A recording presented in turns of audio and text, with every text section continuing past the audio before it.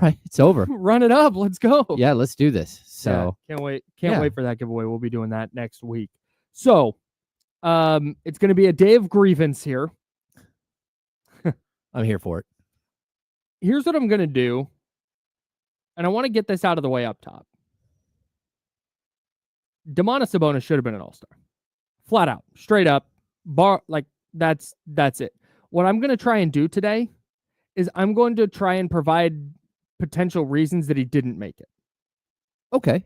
That's going to be because I'm still StatMuse on Twitter does a great job. The top 1, 2, 3, 4, 5, 6, 7, 8, 9, 10. I think it's the top 12 in points, rebounds, and assists this year. Mm-hmm. 11 of them are all-stars. 6 of them are all-star starters. And then one of them is Domantas Sabonis, who's number 5 on the list. Yeah. Look, I want to tell you that, because the first thing people say is, well, who are you going to take off? Yeah, let's we can play that game. Go ahead. Well, but even if we start that game, my point would be, it doesn't matter. It's supposed to be the best players in the league. Domantas Sabonis is one of the best players in the league. It shouldn't be well, who should have been left off? I don't care who gets left off. It should be very specifically that after the top 5 guys are voted in, that part of that is fan voting, part of that is other voting, whatever. Media and player. The next 7 guys that are added as reserve should be the best players in the league. And we have all kinds of criteria that we can go through and all that stuff. But none of that matters when, again, 2 players from a mediocre Lakers team make it. Or I get you got to have some representation from teams at the top of the league. Do you, though? Because either you're an all-star or you're not. This is not Major League Baseball. Stop. Time out. Okay. This is the opposite of the argument you made last year, though. Your argument last year was that Domantas Sabonis should have been in because they were in the playoffs. At the time? Yes. Well, he should have been in because they're in the playoffs and because he was leading the league in rebounding and averaging 19 and 12 and 7. I don't know, man. All I got to say is, look, he's one of the top, 12, 15 players in the league. He makes All-NBA every year. Yes. 24 people make the All-Star team. Yes. There are not 23 players in the NBA that are better than Domantas Sabonis. Yeah, I like I said, I agree with all that. I will push back against the idea that you say you got to take someone off, but that is part of the discussion. That is because there's a finite amount of all-star spots. Yep.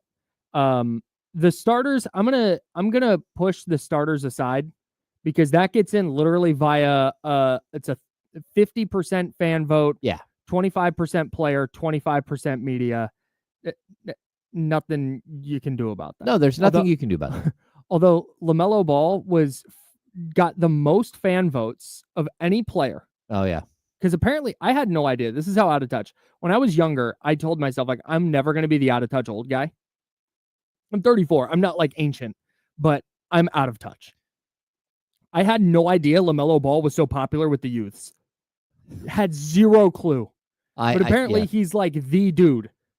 That's weird. With the youths. Had no idea. So anyways, so he got the most votes out of any player, and then I think was 3rd in the player ranking, in the player voting, and then didn't make the All-Star team.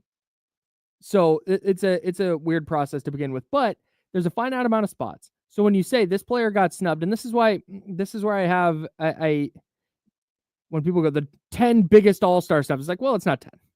It's probably 2 or 3. It's probably 1 this year, to be honest with you. I think people put Trae Young up there. I think people put LaMelo in there for all the voting reasons, certainly. Yep. And LaMelo, I think, is his numbers this year are outstanding. Yeah, but he plays on a 12-win team. I mean, yeah, it's not sure. It's not like they're even competing. They're just but he's really good. Well, yeah, but somebody's got to score on a 12-win team. So you got to take somebody off. Anthony Edwards is making it. Of course he is. Here's the people that I'm comfortable taking off. Let's start with Alperen Şengün, because that's the one that jumps out because they play the same position. Şengün is Sabonis light from a play style perspective or production perspective, I should say. Sabonis doesn't move like he has rubber bones, which is a whole other thing. That's the easy one. Okay. And in a vacuum, I like Alperen Şengün a lot, by the way. Just as a player. Like I said, I hate watching him because of his rubber bones, but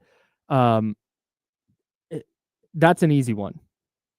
Swap Sabonis out for Şengün, you're all set. Yeah, the problem is that the Houston Rockets are at the top of the Western Conference. They're number two team, and the number 3 team is what Memphis is right there, right? Mm-hmm. And I mean, that's going to be the problem we're going to run into. Right. Okay. And this is where I have an issue. Not an issue. This is where I get tripped up because there's no.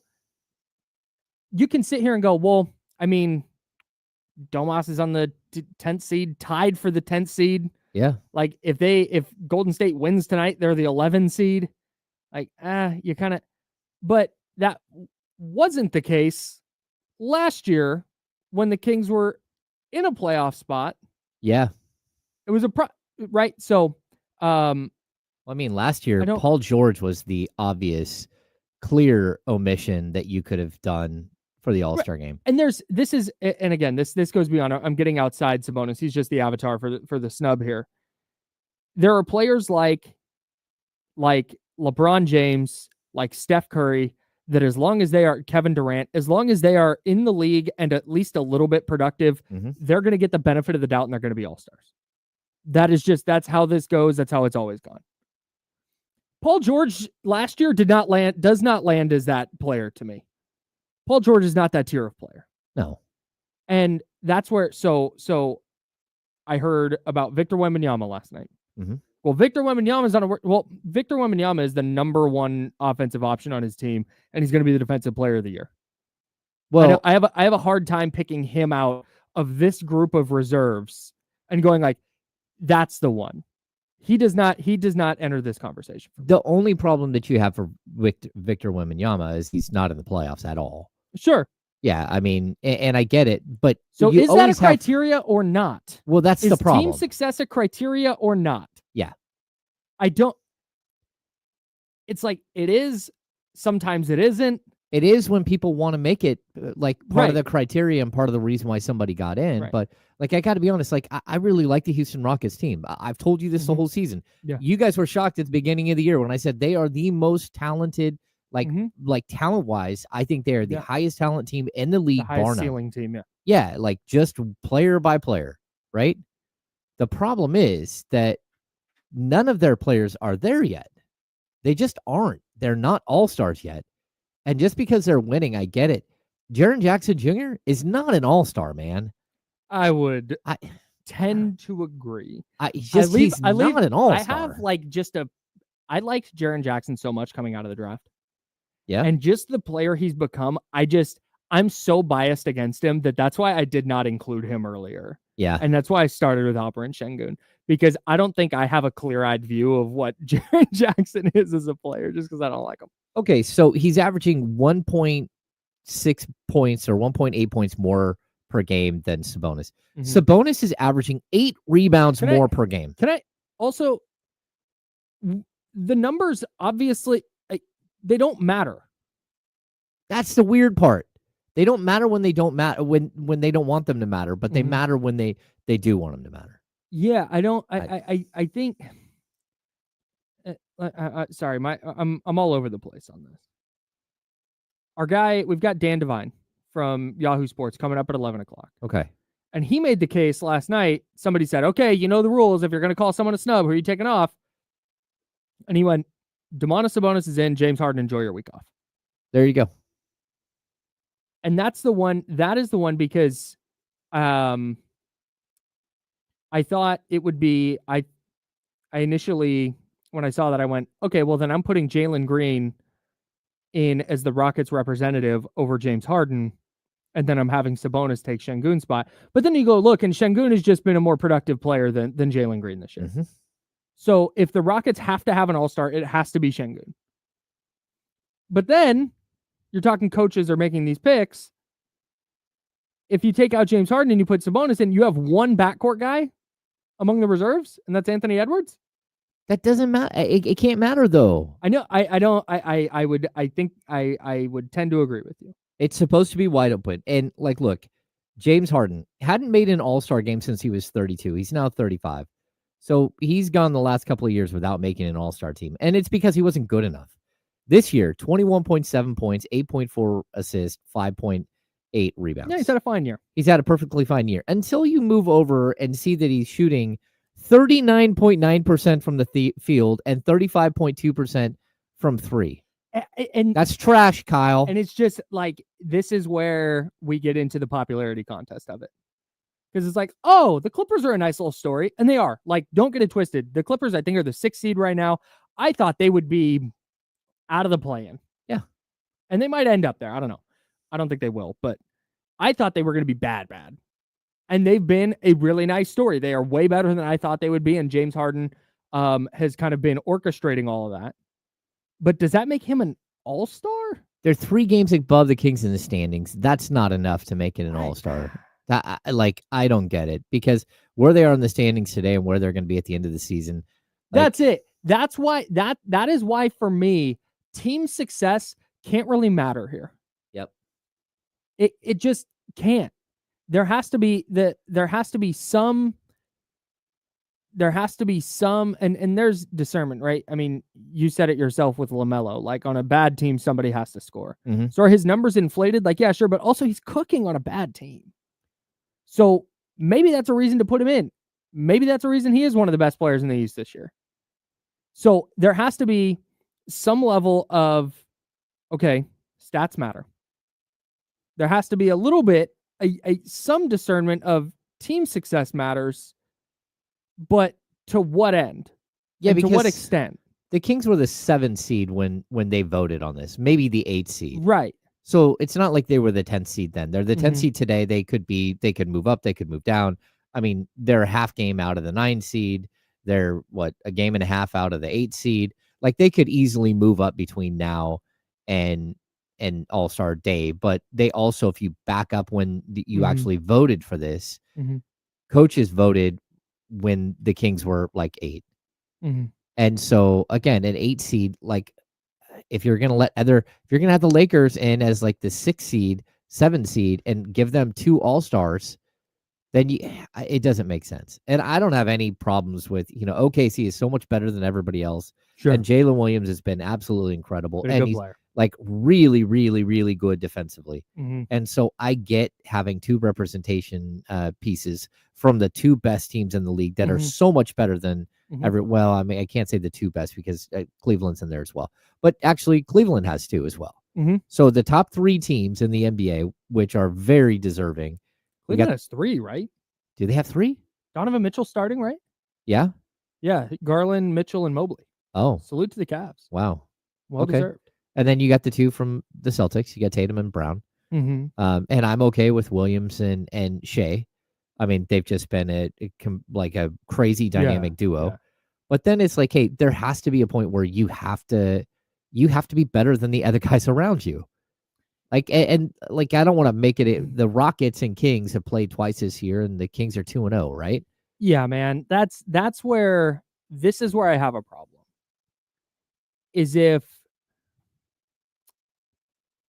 you're, I don't know how much discernment goes into this. Do coaches, let's assume it's the coaches. Are the coaches writing these things down? And then they go and they write down Sabonis, and they look and they go, well, there's no Rockets on here.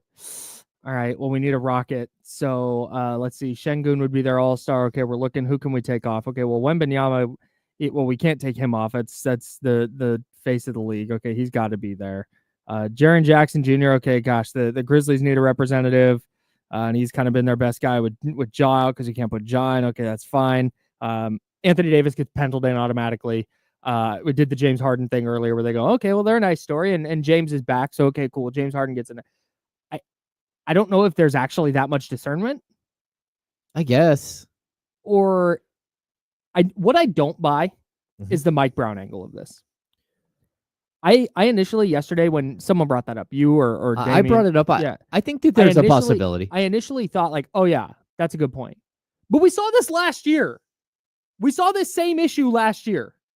Oh, where Sabonis didn't make the team. Yes. Yeah. And that was pre Mike Brown tumult. No, very, very true. So that's where I can't get there. I think there are other lamer reasons that Domas isn't in. Part of me wonders this because I started going through and I because again, someone goes, make sense of this. And it's like, I can't. I personally, Kyle Madsen cannot. No. If Adam Silver called and said, yo, Kyle, saw you and James on the Insiders, really love the show. I want you to pick the All-Star reserves this year. Domas would be going to San Francisco. Yep. I wonder if coaches look at this, because I started going through and I'm like, okay, how does this make sense? If coaches look at Victor Wembanyama, who's behind the Kings in the standings, his statistics from a points, rebounds, assists, efficiency perspective are not as good as Domas. Mm-hmm. But I wonder if coaches look at that and they go, okay, well, Victor Wembanyama is their clear-cut number one offensive option. And he's going to be the defensive player there. He's averaging freaking 4 blocks a night and altering countless others. Of course. So Victor Wembanyama's in. Well, he's the face of the league. Right. Like, it's not Scotty Barnes. I'm sorry. Scotty Barnes? Scotty Barnes? Mm-hmm. It's not Scotty Barnes. It is Victor Wembanyama is the future face of the league. It's a complete crap. He's already the face of the league. So I get Wembanyama being in, but you can't say this guy gets in because of this and this guy doesn't get in because of this. And it's just... Right. So that's where I go to Şengün. It has to just be, it has to just be, so Jalen Williams, you mentioned, having a really great year. He's listed as a front court guy. I always assume he's the shooting guard. Oh, I see him handle the ball a lot. Yeah, he's more of a, like, he can play a little point three. He's got a little Scottie Pippen. Sure. So either way, Jalen Williams is in. He's been really good for OKC. He's the number one team. And man, he's a nightmare for opposing coaches. Okay, cool. Mm-hmm. Alperen Şengün, that's the Rockets all-star. Rockets are the 2 seed. They got to have a representative there in San Francisco. Don't know why, but cool. Alperen Şengün's the all-star. Jaren Jackson, same deal. Yep. Anthony Davis, this is where I wonder if coaches look at this, assuming coaches fill out the ballots. I don't know that they do, because it may just be a Sacramento thing. It may just be people forget the Kings exist. But I believe, or I wonder, I don't believe this because I don't know, because I'm not an NBA coach. I kind of wonder if coaches look at this and they go, well, when we play the Kings, we're not worried about interior defense. That's not a thing that we are concerned with when we game plan against the Kings. And when we game plan against the Kings offensively, it's De'Aaron Fox, it's Malik Monk, it's DeMar DeRozan. You're not game planning to stop Domantas Sabonis. He's going to get his 20 and 18 and 8. And meanwhile, you're just going to go around and you're going to figure out how to keep De'Aaron Fox from scoring 40, or how to keep DeMar DeRozan from scoring 30, or how to keep Malik Monk from scoring 30.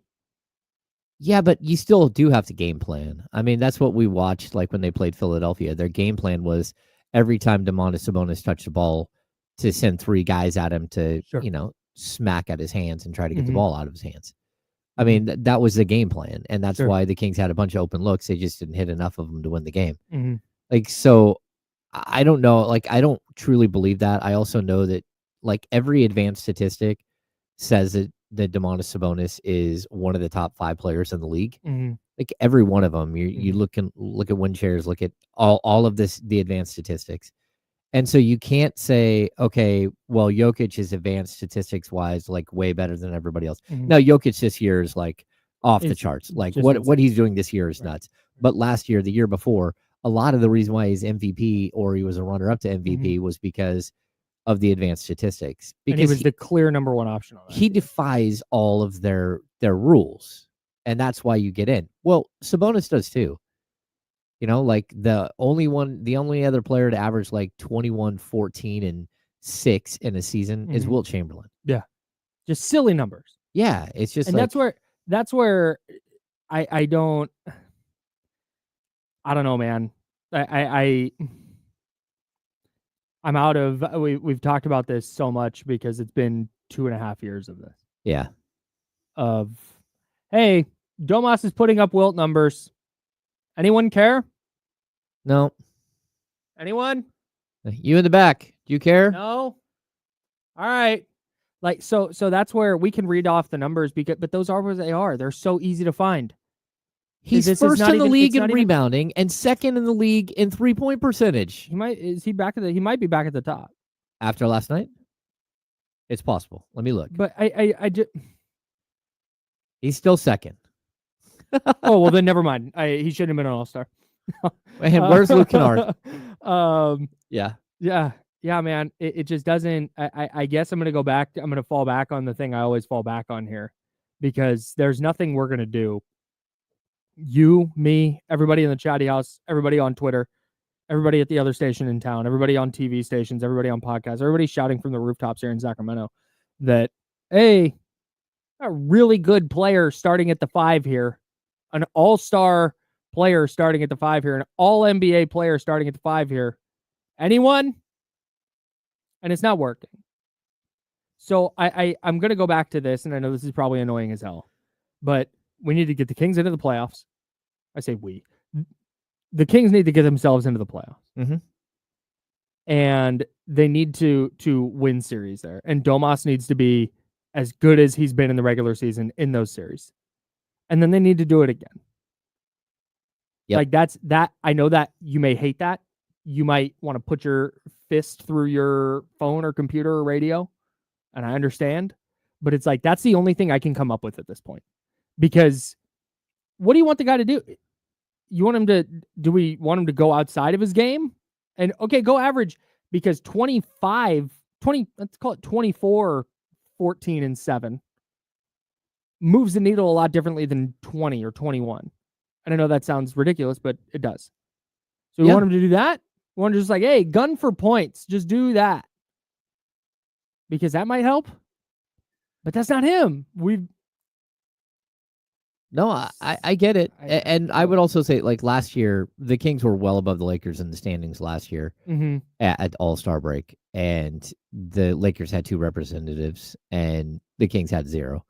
The year before that, the Kings had 2 representatives when they were the number 2 seed, I think, at the All-Star. And that one of them was Fox as an injury replacement.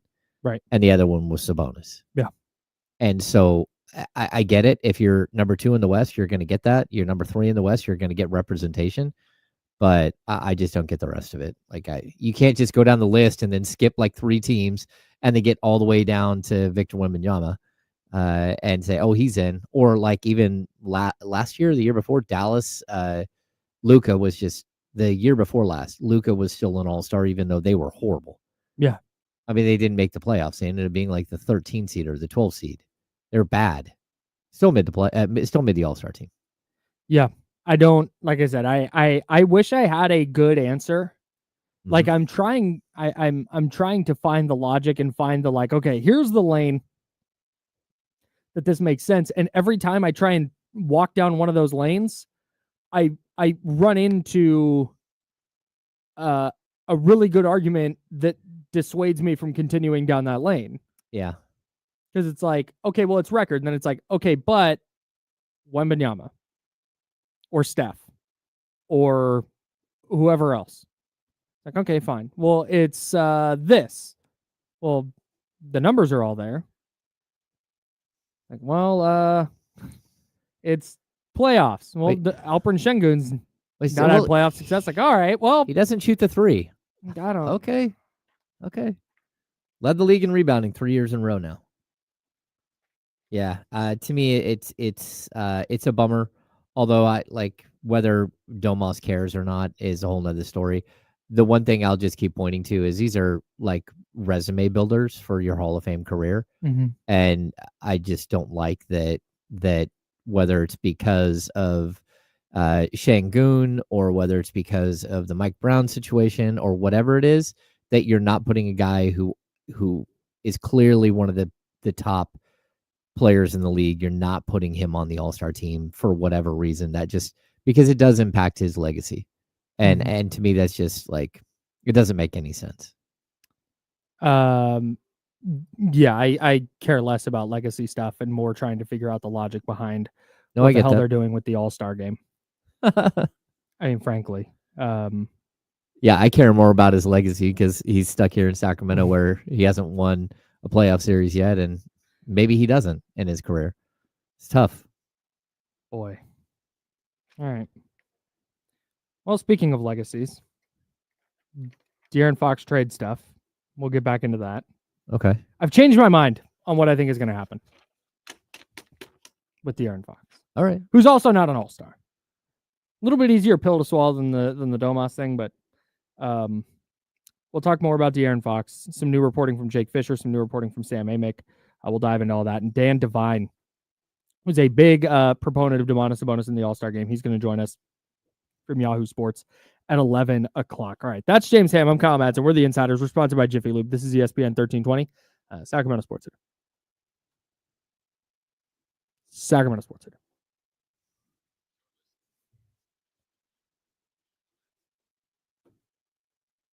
Hello, everyone.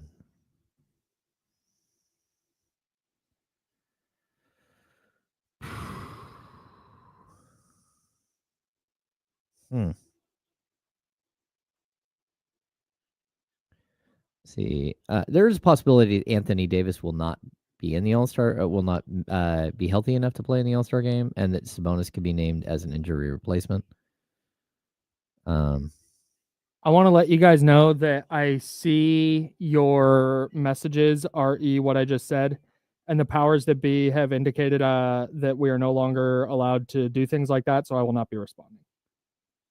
Just FYI. Oh, I don't know what that was. You do. Oh.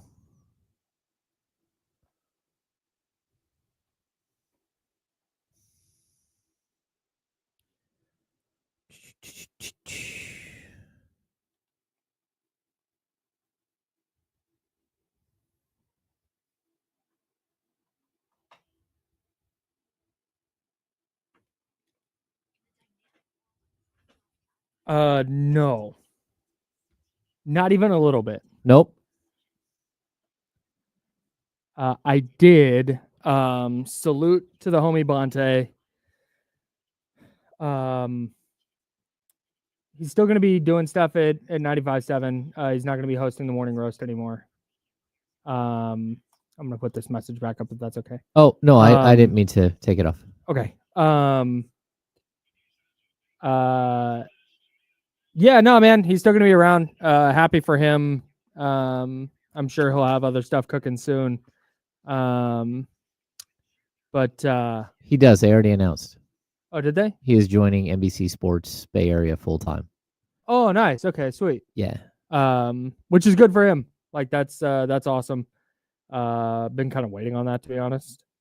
He hit the ground running as a pre and post game guy for NBC Sports pretty quick and did a great job. So I wouldn't have gotten to take this step in my career that I did without Bonta. Like literally, Bonta was the one who vouched for me and opened the door for me to kind of move forward from where I was. So salute, man. Happy as hell for him. Nice. Yeah, he will join NBC Sports as a multi-platform. Where does that go? Multi-platform host, expanding his coverage on Warriors to 49ers and Giants. That tracks. That's good. That's what he should be doing. Yeah. You guys are still allowed to throw flags in the chat. You can do whatever you want. Yeah. Oh. Just know that I see and appreciate y'all.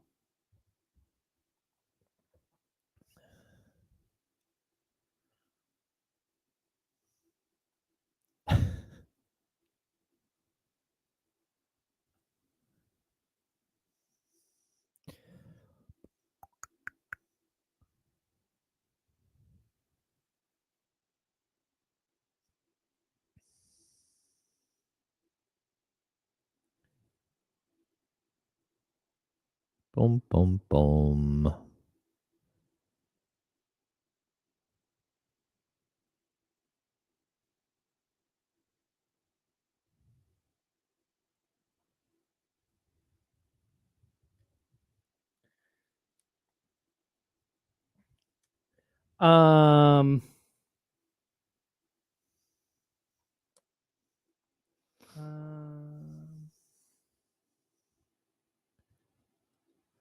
I saw something in here.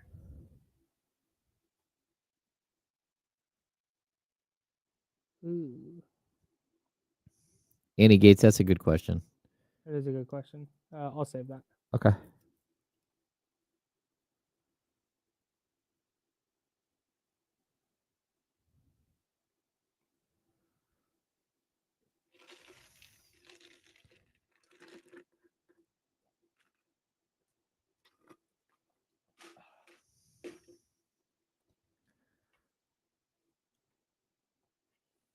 This is not the case. New Aaron is awesome. It's not. No, it's not. No, it's not that. We're all right. This is who to blame right here. Right there. Yeah. Monty called.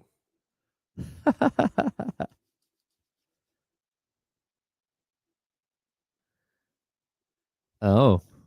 Hey, King Voss, tell him the check's in the mail. That's right. And what are you doing over there, dude? That's not okay. Well, maybe if our show started earlier. Oh. Here we go. There we go.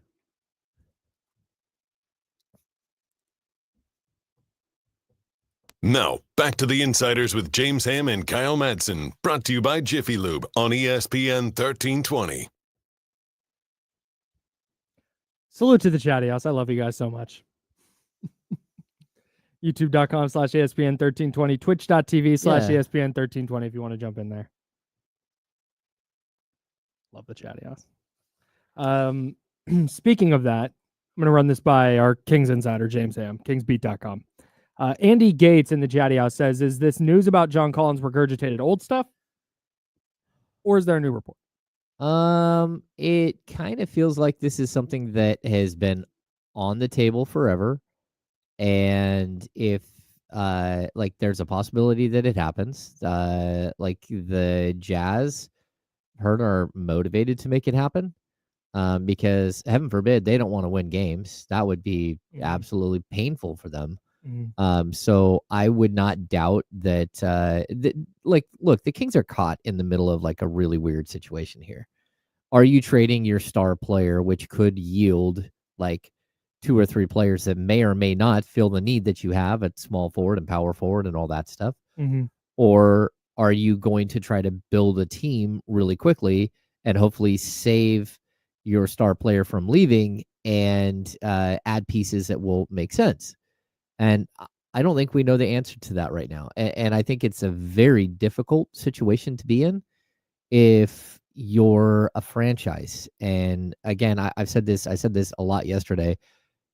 Whatever situation they're in, they've created themselves. So you can't feel bad for them, but it's still like you're weighing, like you have 2 giant like whiteboards, and on those whiteboards you've written out like, hey, you know, we have option A, option B, option C, option D, but like they're such crazy different paths. And that's it. Like, what if you were to make the John Collins trade and you send out Kevin Huerter, you send out Trey Lyles, you send out a future protected first, right? What if you do that and then you get some crazy offer for De'Aaron Fox, but you don't have the necessary salary pieces to make a trade work to maximize the trade? Yeah, and that's important. Maximizing the trade. Yeah. When I was playing around with the trade machine the other day, of course, I noticed this. De'Aaron makes it's 34.6, I think, going out. Something like that. And then we'll 37 next year. We'll call it 35 going out this year. Like 35 is a lot, but that could also be like 2 middle tier-ish salaries, where if now you throw in Kevin Huerter, well, now you can go get a bigger fish.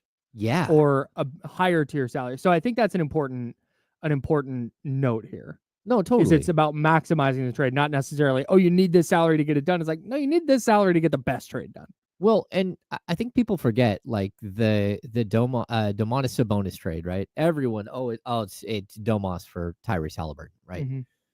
You do know the Kings also dumped Buddy Hield and his $20 million salary in that trade.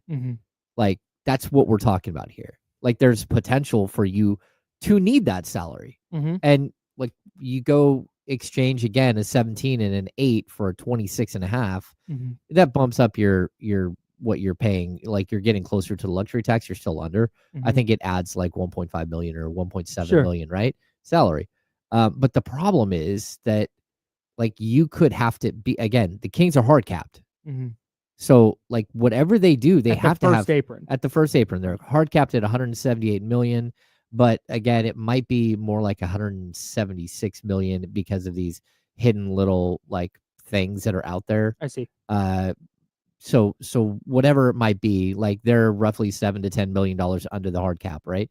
But what if there is a deal where some team comes to you and says, okay, we'll give you this $30 million player and this $15 million player, which are both really good players, Mm-hmm.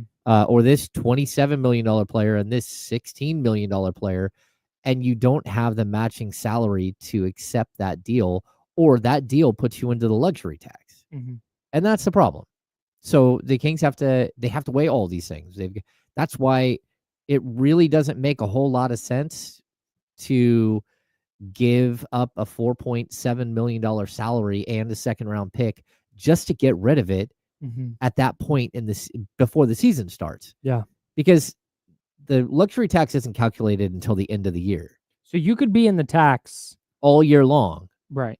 But then when you can cut back at the trade deadline, mm-hmm. and or heaven forbid you get to pass the trade deadline and you don't use that player, mm-hmm.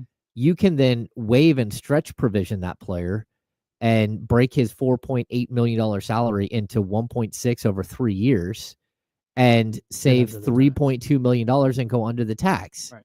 And then just pay out a 1.6 million next year and 1.6 the next year. Mm-hmm. That's nothing in NBA standards. It's not even a minimum scale deal in most situations. Right. So like that's where it's like, hey, what are you doing? Why are you doing these things that are detrimental long term? And again, like that's why I would be leery on making a big John Collins. Now, if you think, hey, there's no way we're going to get a deal done in the next 5 days, mm-hmm. right? Whatever. Like, and I think that's probably the thought process at this point. Like, there's no way we're going to get a deal done in 6 days, 6.5 days, whatever. At that point, you probably need to add, because your team isn't good enough already. Mm-hmm. You're going to miss the playoffs if you don't pull your head out of your and go make a deal. Mm-hmm. And if you somehow make a deal and strike gold, and all of a sudden, again, John Collins ends up being like the missing link on the Sacramento mm-hmm. Kings, then all of a sudden it's like, hey, maybe he wants to stay. Maybe we can work something out. Maybe you do make it to the second round of the playoffs or the third round of the playoffs, and maybe it becomes a situation. It helps diffuse the situation. Either way, like, man, there are so many variables here, and this entire situation is self-created. Like, yep. Stuff. Here's the other thing with the John Collins trade, and this is a little bit separate from what we're talking about, but it's a branch on the same tree. Even if you do go make that deal and it's Lyles and Herter with a pick for Collins, is that that's what you said, right? Yeah. Lyles, Herter, and a protected first. Yep.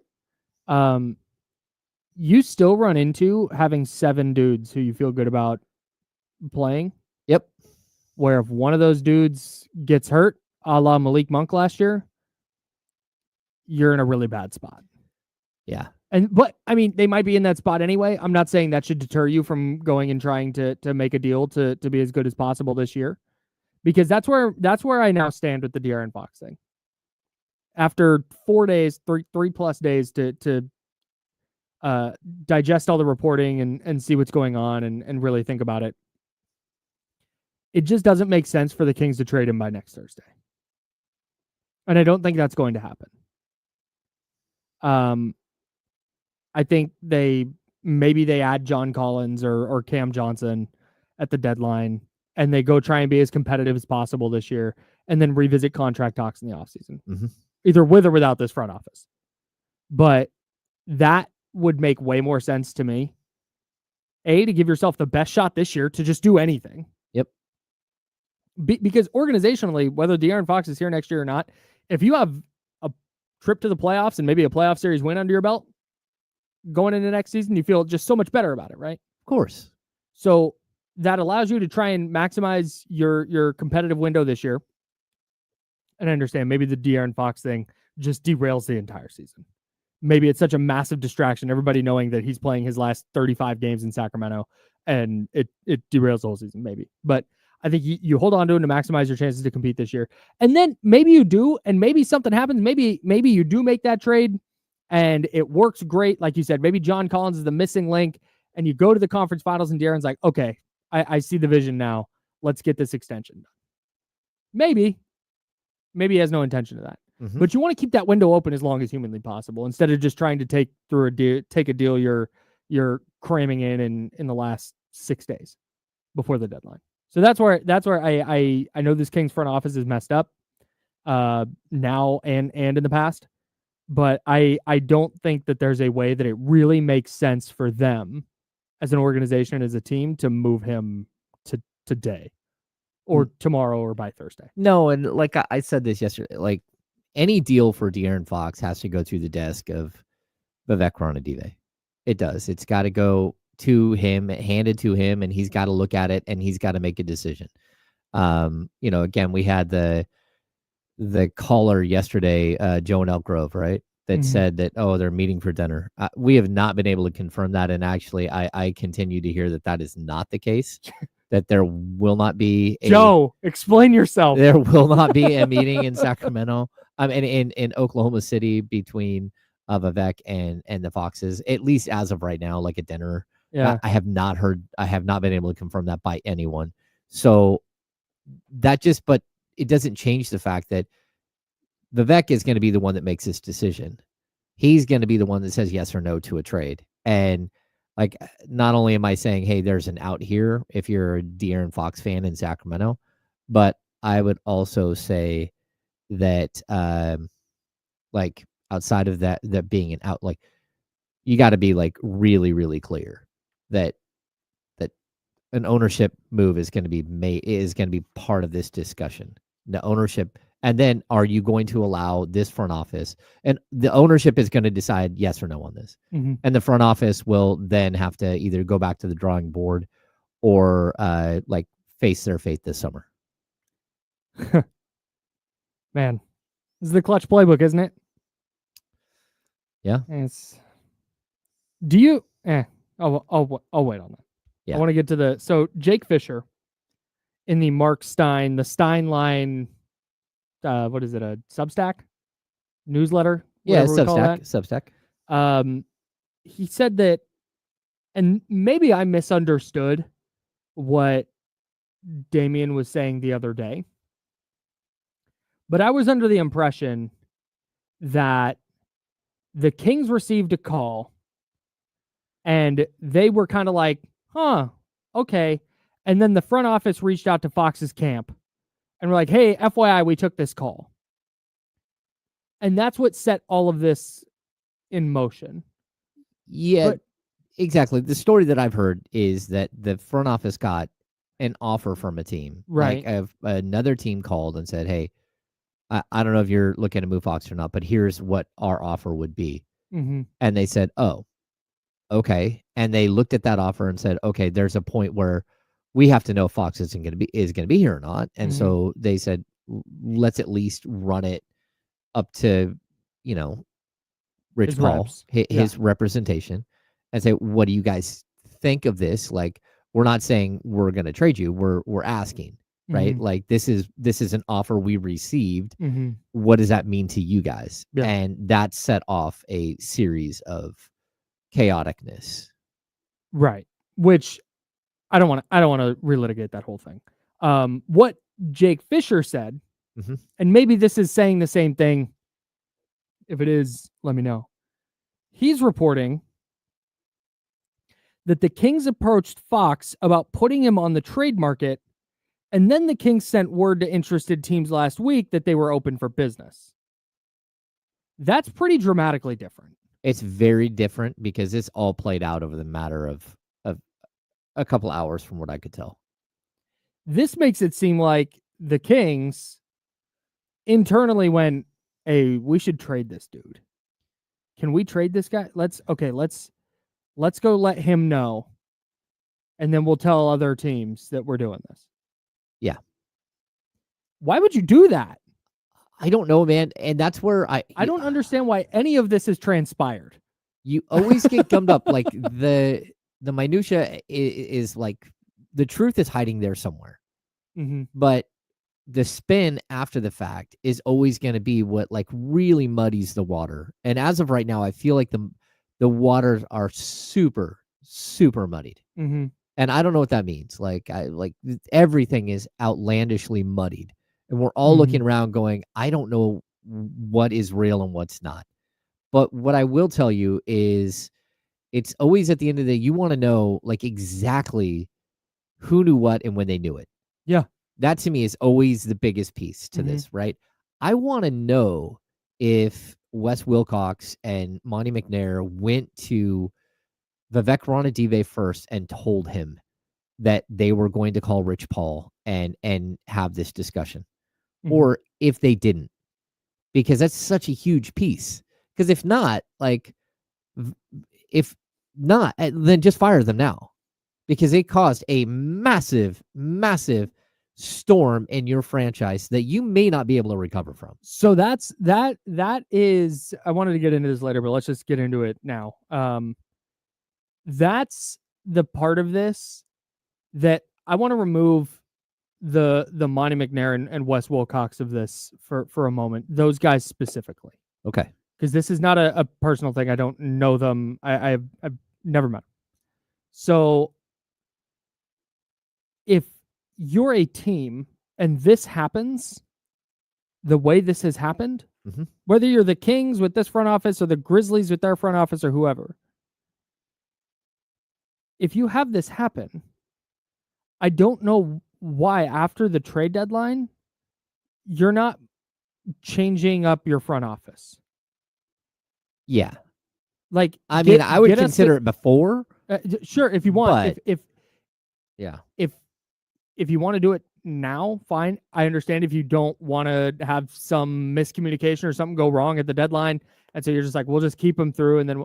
But on February 7th, to me, that's a really good time to sever yourself from that front office to maximize your window to get somebody new in here who might be able to work this thing out with Fox. Yep. Because that's the unless, again, this is where this is all muddy, and I don't think this is the case, but unless Vivek is like, yeah, sure. I don't think he does. I don't think he wants De'Aaron Fox to go. I don't think he wants him to go either. But there's no route here, right, where the status quo just stays the same. I think there's a route to De'Aaron Fox staying. I think it's a very narrow path. I would agree. But I think like it's there's potential. What I don't see a path to is 2025-26 starting. So October of next year with De'Aaron Fox starting at point guard and Monty McNair and Wes Wilcox running the front office. Those two things, I don't feel like those two things can coexist. No, I don't think so. No, I mean, everything has changed now. Like, I don't even think, like, I'm looking at it logically. I don't know how anybody saves their job. Like, at this point, realistically, this has played out so wildly in the wrong way. Now, maybe I'm wrong, but I'll tell you, like, these things have happened before. Like, I'll tell you, like, years ago, when they fired Michael Malone, right?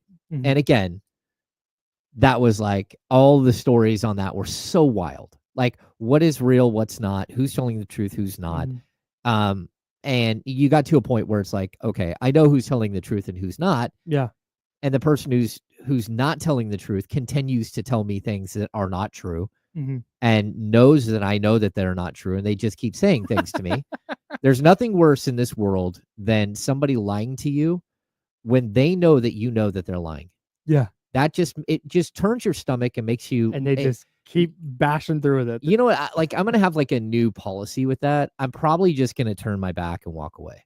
I'm done with that in this business, where when somebody decides to lie to you, when they know you know, I'm just going to walk away. But I'll tell you, like, after that situation, this is like one of those weird stories.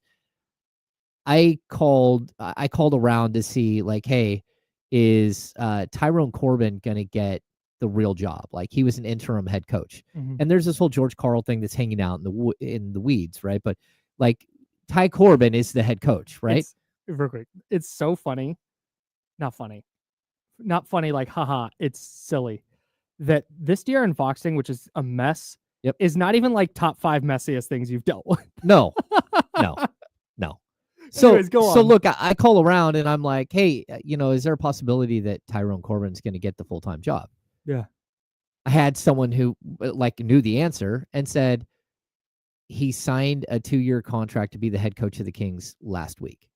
And I said, wait, no, like as the interim, like he got a bump in pay as the interim. Mm-hmm. No, they upgraded him from interim to the standard head coach. And I said, well, how come that hasn't been press released or been like let out of the bag? That's major news. And it's like, I don't know why that hasn't been put out there. You probably want to ask the team about that. So I went to somebody in the team and I said, hey, I just was told that Tyrone Corbin got the full-time job. Mm-hmm. And they said, no, that's incorrect. And I said, well, the person who told me that is not going to be incorrect. So I do believe you need to check and see if that's correct or not. They said, oh, okay. Like, really? And I said, yes. You need to go and see if this is, I'm asking you before I write it because I'm giving you the opportunity to answer it. Mm-hmm. They called me back 15 minutes later and said, dear Lord, you're right. I was wrong. No one in the building knew it except for Pete D'Alessandro, who had gone and upgraded the head coach to a full-time head coach without telling anybody. And yes, he does have a full guaranteed contract for this year and next year as the head coach. End of story. Good work. You got it. And then I'm like, are you kidding me? The reason why you found out about this is because I called? You're the team's source. Wait. I'm the one who had to tell the team that you had hired the head coach? That's insane. So look, like these things happen where people do things that, had an assistant general manager that wanted to fire a head coach. The head coach won a bunch of games and he couldn't fire the head coach. So he went to a reporter, sat in the stands in front of every other reporter, and told them a big story about how they were still going to fire the head coach. And it got out there, and the story was written. Does his name rhyme with Schmanden Schmilliams? Yes. Yes. I remember that. I was here for that. They're like sitting there. I remember. I wonder who your source is because you're sitting with him in the stands right in front of everyone. So, look, these things happen, but I don't. This is crazy. Like, this is your franchise player. Yeah. And whether you think he's going to sign an extension or not, you still need to treat him with that in mind. Yeah. That just so everyone knows out there, this is a players' league, and there are 20 at the most players in the league that are as good as De'Aaron Fox. There are hundreds, if not thousands, of people that can do the job that the front office is doing. Yep. There might only be 30 of those jobs, but that doesn't mean that there aren't people lined up that would do that job and know exactly what to do. There's not a bunch of De'Aaron Foxes hiding out there. Yep. So in a game of tug of war, I know who's going to win. It just depends on if the player says, I will not be here anymore. And that's when you have to go, okay, now I need to make sure I know who it is that should be running the show to do this. Caller, I see you on the Elk Grove Kia talk line. We've got Dan Devine from Yahoo Sports coming up. Caller, if you want to hang out on the line, feel free. If you want to hang up and give us a call back, we will take your call first thing when you call back. If you call back, we would love to hear from you though on the Elk Grove Kia talk line at 916-909-1320. Dan Devine, I found a national media person who is pro Domantas Sabonis, and we're going to talk to him next. He's James. I'm Kyle. We're the Insider, sponsored by Jiffy Lube. Second hour coming up. It's ESPN 1320, Sacramento Sports Center.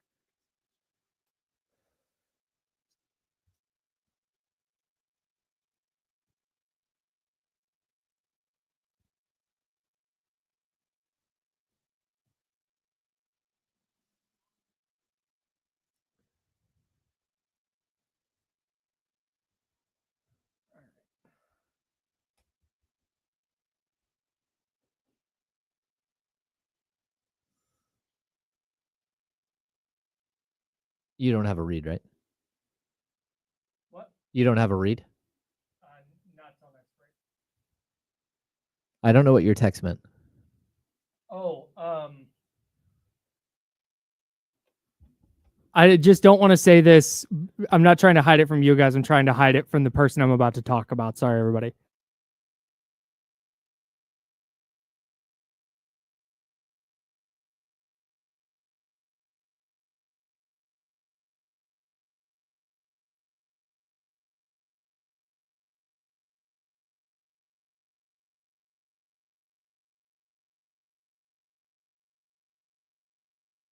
Sorry, that was all. Yeah, that's funny. That whole. Did you look at the things yesterday? Yeah. The time codes? Yeah, me too.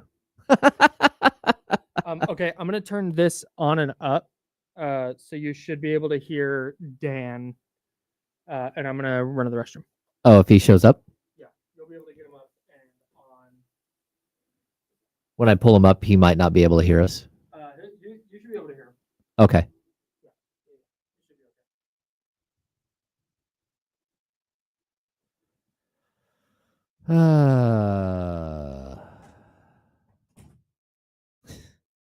Not Zach. I am 100% wearing pants. Oh, there's Dan. Oh, man. Hey, what's up, Dan? How are you? I'm doing well, thanks. How are you doing? Good. Good. Sorry, that wasn't a beer. That was a seltzer. It would be totally fine if it was. I mean, you don't even know what our last 4 days have been like. I can imagine. Yeah. I got to. I think most of this happened like Monday night, right? Is that where we are? I think it was most like when I started getting texts and like the whole story started to unfold on Monday night and then Tuesday morning, and then it just like broke by Tuesday at like 6:00. I was so exhausted. You know, like we're not getting any younger. Yeah, I've been doing this forever now. This is my 15th year covering the Kings. Yeah. And like you feel it in a different way. Like I just all of a sudden it's like, man, I don't know how many more of these I can go through. Like I'm in bed by like 6:30. I'm just like gotta like decompress. I'm asleep by 9:00. I'm like, this is wild. But I have to have my alerts on so I know if anything else is happening. But yeah, it just wipes you out, man. Like the stress of this one has been like, yikes, outlandish. Sure, I can imagine. I mean, when I worked with Jake Fisher, Jake would talk about like the week after the deadline, or like the week after or like it would be like right after the deadline buzzer, and like the next morning, like he'd filed whatever he needed to file, did whatever shows he needed to do. It was like, I need to just like basically like literal like the deprivation tanks, like a sensory deprivation tank for like, you know, an hour or however long, to just like, I need to not be aware of anything. I need to completely detox and decompress for a little while after that, because I've never been like the insider reportery guy. I'm just the analysis guy, right? So yeah, I don't have to be plugged in quite that same way.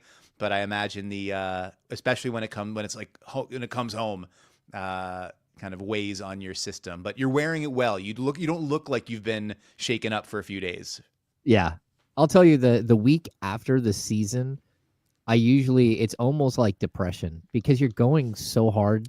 Like that crash. You're just winding up, and there are times where I get done with the season, and I can't even think. Like my brain is mush for like 5 days, and I've just got to sit there and like decompress, catch my breath. I used to always tell NBC when I was there, hey, I'll cover Warriors. I'll jump on the Warriors beat with you guys, but I need the first round off. Yeah. Just go, like, I'm going to take a week off, and then I'm going to take another week. You know, I'll do the post stuff, the postmortem of a season and all the press conferences. And then I need a week to decompress. And then I need a couple more days before I jump back into full Warriors coverage. Yeah. And that always worked. But then you're on the go again. And you're like, all right. And then you get to, let's write mock drafts. Yeah. As every person that I would talk to would be like, all right, well, the season's over, so you get to like chill out a little bit. And I was like, well, then the draft's in like a week and a half, and then free agency starts, and then there's an Olympics this summer. No, I don't. Actually, it's usually like July 15th to like August 30th, and you get a little break. Real quick, we got like 20 seconds here, guys. Dan, hello, I'm Kyle. Nice to meet you. How's it going, Kyle? Yeah, we'll be back. We got a little legal ID and an intro, and then we'll talk some hoop. Sounds good. Dynamite. Cool. Appreciate you so much, man. Appreciate your time. We'll don't thank me yet. The segment could suck. Well,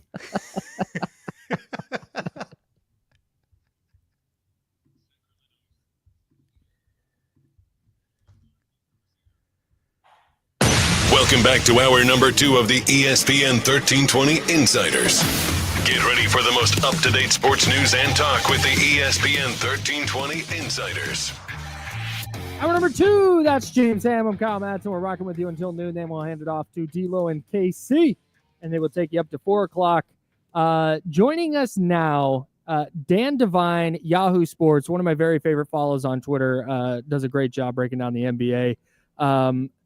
Dan is a special guest for us today because I think you're the only national media person who just outwardly was like, I'm taking James Harden out, I'm putting Domantas Sabonis into the All-Star game, and that's what it is. So thank you and congratulations on being one of the rare ones that'll give Domas a little credit. Oh, man, it's my pleasure. I don't know that I understand why it would be a hot take to have a guy who's averaging like 20, 14, and 6 on 60% shooting and say like that guy should be in the game. It seems to me like a pretty reasonable position to hold, but evidently a minority position. And so I guess, yeah, we'll stand up and take credit for that one. I kind of have to imagine James Harden wouldn't mind the weekend off, right? He seems like a guy that would be able to enjoy a long weekend. So I figure maybe it works out well for everybody. He's got a stack of singles somewhere. But yeah, my bad. Don't apologize for being great. That's totally fine. Yeah, I think it's funny you mentioned all of his stats. You forgot that he's shooting 48% from 3, and he's second in the NBA in 3-point percentage. Yeah, real hater stuff for me to leave that one on the cutting room floor. So I have not looked at the most up-to-date version of it, but I believe when I wrote my All-Star ballot column, which is always a delightful exercise in finding out which people don't like you. Sure. I believe it was that the only people that had put up this stat line were him and Wilt or something like that. And it's like, well, generally speaking, if the category that you are putting yourself in is me and Wilt Chamberlain, you are probably worthy of a midseason exhibition spot. That's my general take. But the good news is, guys, it's the only thing people in Sacramento want to talk about Kings-wise. It's the only big ticket item, the only notable issue, and we can just leave it there. Yeah, well, there's the Trey Lyles trade stuff, but yeah, no, for sure. I think I think you nailed it. No, I do want to talk about De'Aaron Fox, obviously, because that's what we've been doing for 4 days now. But just on the All-Star stuff, yeah. One of the things I have trouble with is like my natural reaction to a consensus take is I'm not a contrarian, but I try and be like, okay, let me understand this other side. What am I missing here? Right. And so I try and find out like, okay, what am I, because Sabonis was left out the All-Star game last year and was left off the All-Star game against this year. And I'm trying to find all these reasons. And what I run into is like, there's not a set criteria for All-Star, and it's more just kind of a vibes thing. Yes. Like record counts, but then it doesn't. And like stats matter, but they don't. When you're going through and making an All-Star ballot, what do you look for? What are your criteria? Yeah, so the criteria point is great because I was talking to some other folks about this recently, and they're like, we got to revisit what the All-Star criteria are. And I'm like, I don't want to blow your mind, but when they ask you if you want to be a voter for this, they say, do you want to do this? You say, yeah, and they send you a link in an email. There's no guidance. There's no thing that says like pick the most excellent, pick the most interesting, pick the most popular. Like, it's just, do you want to do this? Do it. So you got to come up with your own logic, right? And so for me, I often start by kind of just like go through, I mean, at a very basic level. All right, which teams are good and which players are putting up big numbers, right? We'll start there as a general like starting point. I tend to be and have always been somebody who liked to dig into the advanced numbers. So I will wind up looking at things like value over replacement player, win share, player efficiency rating, and some of the other gnarlier ones like estimated plus minus, box score plus minus, different things like that. And kind of just get up, like I wind up with what my friend Zach Lowe would call like the Vorps and Schnorps kind of spreadsheet, right? Like look at what those numbers say generally, where are players ranking in those in relation to one another. It's not always the most scientific way to do it, but if you're like averaging those things out, right, you got like 10 or 11 inputs and some guys like up in the top 5 or top 10, generally speaking, that's an indicator of value to me. And then you look at it and say, Well, is that guy putting up those numbers, but it's not impacting winning in a positive way? What's his on-court plus minus look like? How does that relate to his team's success? Are they significantly better with him on than off? All of which is to say, a lot of stuff goes into it. And then, there's sometimes it's just sort of vibesier where you're like, do I feel like I could get away with not having this player for somebody else? Or does this team merit a representative in honor of the first half they're having? And so that's why I wind up at some points where it's like Alperen Şengün for a reserve spot. Like the Rockets to me needed to have somebody there. But my version of this that I get in trouble for is that I was like, I would prefer not to even put LeBron and Kevin Durant there because A, I know they're going to get voted in by other people. B, I don't think they've necessarily been two of the three best front court players in the West. I think Sabonis might have a better claim to that than those guys do for this first half, if we're being honest. And why, if other people are going to be making the case and sort of raising the flag for some people who don't really necessarily need to have a case made for them, why not make the case for the people who don't get it? And so then when I bet picking my reserves, Sabonis was the first name on my front court reserve ballot because I'm like, the statistical resume is fantastic. The impact on winning is fantastic. The Kings, for their up and down first half, I'm sure that some people were like, they fired their coach. No one on that team is bad. No one on that team should get any recognition. Meanwhile, they're right in the middle of that mushy middle of the West with all those other teams, and they've been better than their point differential and all that kind of stuff. Like clutch games were a problem, and then that reversed itself as soon as Doug Christie got whatever. There's more context to put into it. And to me, I looked at all that and said, Sabonis checks every box you could ask for, except for maybe flash. And that's a value judgment. That's a style judgment, and people can have that if they want. But if I feel like my job is who's been the best players in the conference for the first half, I couldn't see a way around putting him there. He's been that guy. Yeah, I'm with you 100%. You brought up the Mike Brown thing there. And I want to ask you because the coaches do vote on all-star reserves. And do you think that played a role at all in this situation where coaches may have taken something out on Sabonis for what happened to Mike Brown? Tough to say. I mean, possibly. Whenever, generally speaking, when a coach is fired, I think Rick Carlisle is often sort of the mouthpiece for it as the head of the coach association, where it's like, I don't even know what we're doing anymore. Like this guy was the best coach of the year 2 years ago, and now all of a sudden he's not good enough. And you sort of get some of that ranks closing, understandably so. I wonder sometimes if it's if I'm from a coach's perspective, which of these guys am I most terrified about game planning for? Who causes me to lose sleep more often? And, I don't know, insert player here for that. Or sometimes it's just it's winning. Tom Thibodeau, Knicks head coach, has said that when you're going through these things, you get to a point where it's there's two or three guys and then winning becomes a factor. So maybe in a situation like this year, if you get to that point and you're like, I'm trying to find two spots, I have to pick two of Sabonis, Şengün, and Jaren Jackson Jr. for three. So I have two spots for those three guys. Maybe you look at it and say who's higher in the standings. It could be a lot of reasons why. I personally don't feel like any of the arguments that I've heard outside of just the best teams need to have a guy that leave Sabonis. The arguments that leave Sabonis on the cutting room floor don't hold water to me. But last I checked, and unless you guys have heard something different, I am not an NBA head coach.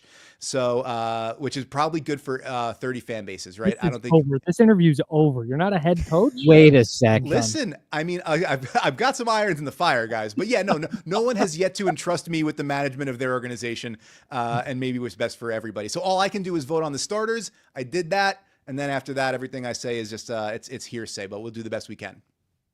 So we're talking with Dan Devine, Yahoo Sports. Does a great job covering the NBA there. I want to shift gears to De'Aaron Fox now. Also didn't make the All-Star team. Less egregious than Sabonis for sure. I guess I'll start here. If you're the Kings, what do you do in this situation with 6 days left until the trade deadline and De'Aaron Fox's future in Sacramento wavering a little bit? Yeah, I mean, where you're at now if the information you're getting or the motivation for this whole endeavor is you don't believe that De'Aaron Fox is going to sign an extension come the offseason because he declined the offer this past summer. Things have not gone so hot since then. He was left to be sort of the face of Mike Brown's exit, fairly or unfairly, the way that was navigated. And he doesn't seem to want to stick around. It is your responsibility as an organization at that point to say, well, all right, how do we not wind up losing this player for nothing if you don't feel like you can change the course of that dynamic, that relationship? I think you have to, it's a tricky spot to be in because I wouldn't want to be the front office that traded De'Aaron Fox for 35 cents on the dollar just because he said in a year and a half he didn't want to be here. I would, if the offers that I got were maybe a two bad protected firsts and some salary I didn't want, I think you'd have to say we will, respectfully decline that and revisit this in the summertime when there maybe are more people that can be involved in the bidding and there's more optionality and more opportunities. And also maybe we will have had a really great 3 months and we can change some discussions about the way things work. But I think you have to, at this point, say you got to put yourself in position to maximize return. And if you are of the mindset that nothing you do is going to change the mind, then you probably are you might have a better shot at maximizing return with a year and a half left on the deal and 2 potential playoff runs of Fox for the onboarding team rather than just 1. So yeah, I mean, you gotta be beating the bushes. You gotta be accepting all calls and you gotta be considering your options. I don't think it's where anybody really would have wanted this to go, but if this is where the relationship dynamics and the relative lack of success in building around Fox and Sabonis have got you to this point, now you have to be open to all opportunities. Dan, when we're talking about the potential trade that, the team that I've heard that he would like to go to is San Antonio Spurs, right? Where do you see that fit with Victor Wembanyama? Do you like that fit? And I know this is more your wheelhouse, the analytics side of it. Sure. How do you think that partnership would actually form on the court?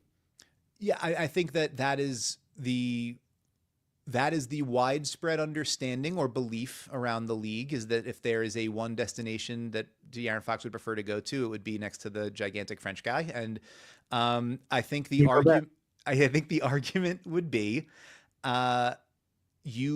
we've seen last year Victor Wembanyama struggled at times and the Spurs offense struggled at times because they didn't have a point guard who regularly got him the ball. You put him next to Trey Jones and all of a sudden the numbers were fantastic. And it's so if you put a slightly above average point guard who can run pick and roll next to Victor Wembanyama, you're going to have a pretty good offense. This year they put Chris Paul there and they've been pretty fantastic with Chris Paul and Victor Wembanyama on the court together. The offense has actually worked pretty well. And it's well, if that guy was a threat to drive and get all the way to the basket and a persistent 25-point scorer, which for all the things that Chris Paul is, he is not that at this point in his career. That is a level of dynamism that feels like it could open things up.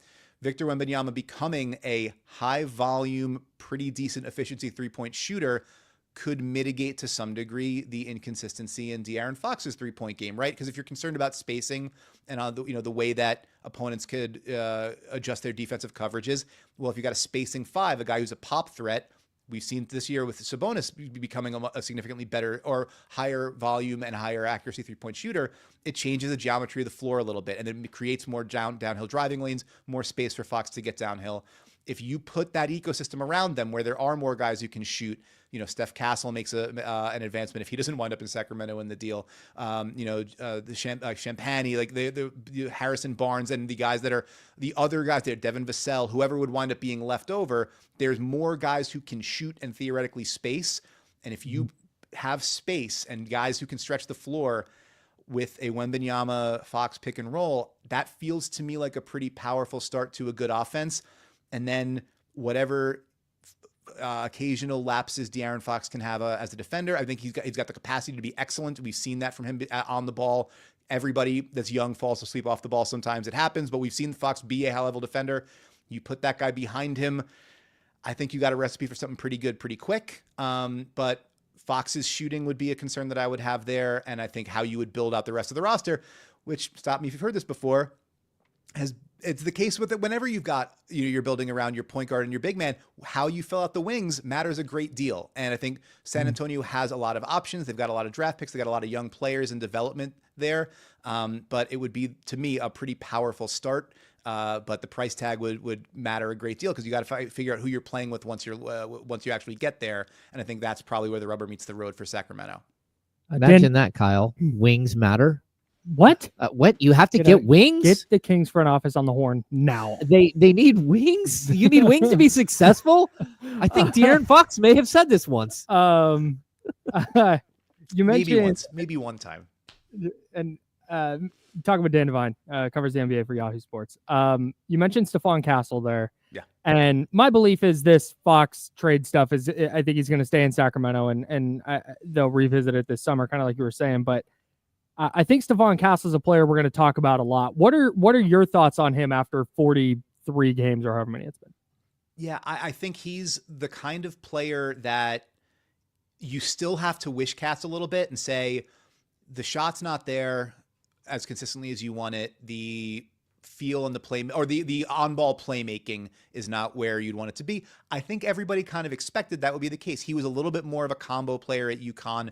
He was not like the primary all-the-time ball handler. What was enticing and exciting about him was like size, length, defensive ability, athleticism, and the idea that he could, even without being an immediate, Trae Young or Luka Doncic level like creator on the ball, a guy who could play a big role right away. And you've seen that, like he's looked really comfortable playing off of Chris Paul as the two guard there because you can get away with that. It's not a small backcourt. He's 6'6", and pretty NBA ready defensively. Also the feel, I think, and I know I'm not as we've established, I'm not a coach, but watching him, I'm like, that guy has a nose for how to get to the rim off the ball. He's a smart cutter. He seems to have a good sense of timing, how to make himself available. Improvising is where like Chris Paul will, call him over for a screen and he's got a good sense of like, oh, I need to make this my angle on the screen so that I can then slip or roll and get into space. And then he's a good enough like secondary playmaker to where if you get him the ball and a 4-on-3 or in the pass in the pocket where he can play make in the middle of the floor, he can do that. It's just maybe not like you wouldn't want to run 50 pick and rolls a game with him just yet. So I think that there's like what you have right away is a pretty exciting like toolbox for what could wind up being a really high level two-way guard. And he's already somebody that looks the part on the floor on the defensive end to me, but like not in a high usage way. So the thing that I loved most about what the Spurs did was it felt like the Castle pick was it was like a kind of a home run swing. Like we don't think we're going to be in the high lottery again for a while. So let's get a guy that we feel like it has the talent to be able to grow into, but also just building wise, like he's huge. If you play him at the 1, he's a really big point guard. And so if you're the Spurs, you're saying Wembanyama obviously is huge. Jeremy Sohan is like 6'9", playing the 4. Devin Vassell is a plus wingspan at whether he's at the 2 or the 3. You again, guys like Julian Champagny. You can start building a huge defense. And again, like that very simple idea of if our guys are really big, it's going to be hard to score. And like we have good length everywhere. We've got good athleticism all over the place and we've got long arms everywhere. We're probably going to be pretty decent on defense. And the quickest way from bad to decent is going from a bad defense to a decent defense. And so that was like, it struck me as a smart way to build out your assets. Like we think this is like a table stakes, a good defender with a high ceiling to get to. So if I'm the front office in Sacramento and I'm looking at like what I would love to start with, again, I think all those same things would apply here. The better you can have your ball pressure, the better you can have where your defenders are switchable, interchangeable, long. It gives you a better starting point to get consistently decent to good on defense, which, as you guys well know, is not something that has been true of very many Kings teams for the last decade and a half or longer. So I think a sustainable, decent, like high floor there goes a long way towards getting you into some pretty interesting conversations competitively. Tall, athletic guys on the perimeter. Man, Kyle, he just keeps hitting all of the stuff for Sacramento. Like, we talk about these things. They're like, hey, Dan, you want to be in the Kings front office? He should just be the other insider with us. Like we just talk about this all day long. Like figuring this size, thing out. athleticism, strength. Okay, so I'm gonna just ask you, if you were the Kings, what would you ask for from the Spurs? if you're giving up De'Aaron Fox right now, like whether it's the summer or right now, I don't think it really matters because I think you're going to be asking for the same things. Yeah, I mean, I think you start from I want all of it, right? Like the beginning of my conversation is like I want, I don't know, several first round picks and a couple of swaps. I want your best young player and I want some salary. Like I want some matching salary that I can get off the books and give myself some flexibility. Either guys that I can repackage who are on like, short term the next couple of years or expirings. Like I'm starting from the position of I think De'Aaron Fox is an all NBA player. So I want a deal commensurate with that level of talent. And I'm not necessarily saying it's got to be, the Mikal Bridges deal or it's got to be the Donovan Mitchell deal, but that's what I'm thinking. I'm thinking like I have the best asset in this deal. I have the thing you want. So make me an offer that's worth my while. Now, the realities of the situation as we've laid them out where Fox maybe doesn't want to extend. So, a would-be bidder knows, well, you can't like totally ask me for everything. And saying like, well, we know he kind of wants to get to this one particular place. So like, I'm not going to necessarily fork over everything to you. If I am not confident that I can re-sign him, whatever, that probably drops your price tag a little bit. But I think from the Kings front office, it's got to be multiple first round picks and some young talent that I can use to build whatever is coming next. I think the interesting question then is like, what does Sacramento think the immediate post-Fox future looks like? Do the Kings think, well, Sabonis on his extension, Malik Monk for multiple years from here? We see where DeMar DeRozan is in the first year of his deal. Obviously he has been said like I'd have to reconsider what my future might look like, but this is essentially the starting point of our core. Do we think that is like still a consistently competitive core moving forward? Do we believe in those like small sample-ish Domas, DeRozan, Monk on, Fox off numbers? And we think that that's really a place to whatever, how real do we think that is? Do we think that's a viable path forward? And so then are we looking for more win now guys rather than that like long-term flexibility? Do we prioritize somebody that we think works better alongside those? It might be a little bit tricky to find where it seems like we're bringing in Fox because we think Fox makes us like a playoff team, but we're going to trade you playoff caliber guys right now like that. Then that finding the marriage becomes a little bit tricky, but I think that's the question to me there is like, how good do the Kings think they can be right now without De'Aaron Fox? And if they think the answer is good, then I imagine what they're looking for is like, we want help right today. If they think the answer is like, I don't really know, then the answer is we got to give ourselves as much optionality as possible to be able to answer that question in a year, in 2 years, and maybe find the best competitive fit around Sabonis moving forward. Dan, got about 30 seconds here. Thumbs up or thumbs down on 10-minute quarters? Thumbs up in that like more I can get through the better, but I don't know. Stop messing with the game a little bit. Like the game is good. Let's watch basketball and enjoy it. It's really fun and people like it. And you just got paid $76 billion because people like it. So let's just watch it. What if we just watch the basketball the way the basketball is? Imagine that. It's the take. I'm with him. Dan Devine, Yahoo Sports, your man Devine on Twitter does a great job there. Dan, thank you so much for taking time out of your day to hop on with us. We'll do it again soon. My pleasure, guys. Thanks so much for having me. Yep. See you, Dan. Thanks, Dan. That was great. Love that guy. Yeah, absolutely spectacular. Dropping knowledge on Sabonis, man. Yeah. All right. You got a Sabonis fan out there in the world. Yeah. Who's in the national media, who doesn't live in Sacramento. Yeah. We've made it. Yeah, he's energetic, one person at a time. One Yeah. person at a time. That's right. We're gonna get this done.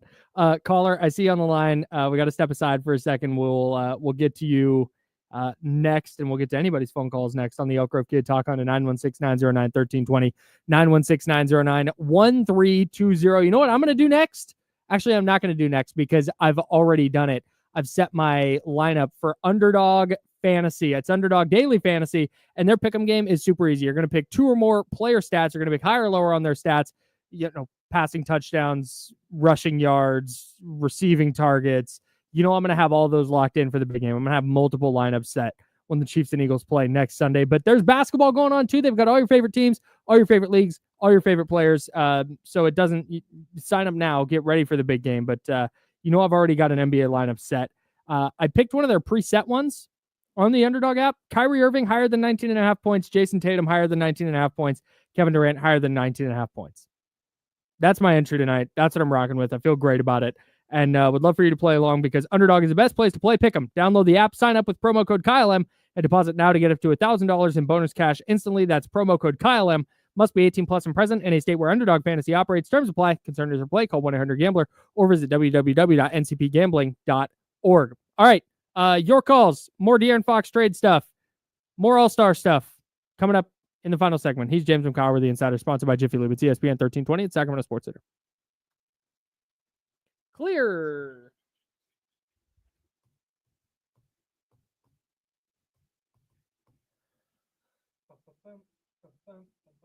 What's going on, everybody? Yeah, Michael Gallery, I thought he was great too.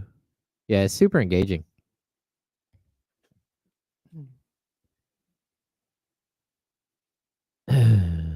Mitch was here yesterday. I did ask this question before, and then Mitch showed up. So he was here yesterday. It was very quick, though.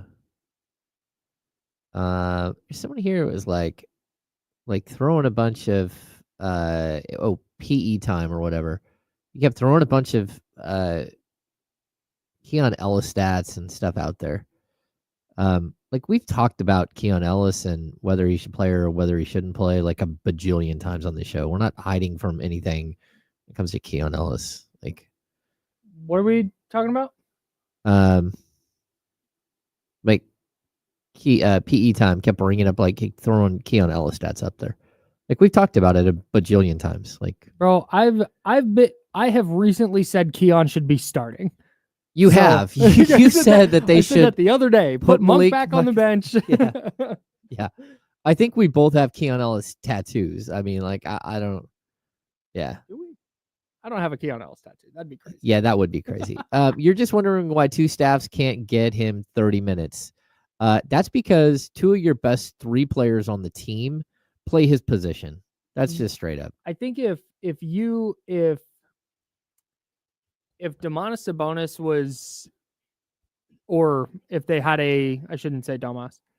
Well, if Domantas Sabonis was like an elite rim protector, or if they had an elite rim protector in their lineup, you could probably get away with playing Keon at the 3-some. Yeah, but small ball. But I don't. I don't think you want to do that a ton, just given their lack of size elsewhere. Well, that and De'Aaron Fox is a 36 per game minute player. Minutes per game player. Malik Monk at this point is a 36 minutes per game player. So that leaves 24 minutes in the backcourt. And that means that's without playing anyone else. And, look what Doug has done. Like even Devin Carter's barely played. Who has this? Let us know, please. Yeah. Bro, I told you this in confidence. Well, I don't know why you'd go put that on blast in public. It hasn't been announced, but sources. Oh, the Spurs reporter telling me that De'Aaron Fox trade to the Spurs is very close to being completed, if not already done. More details to come from News 4 SA as they come in. Details are coming in, but it appears to be a multi-team trade with several moving parts. Stay tuned for more. I will be either on the radio or television or both to give you the details. Okay.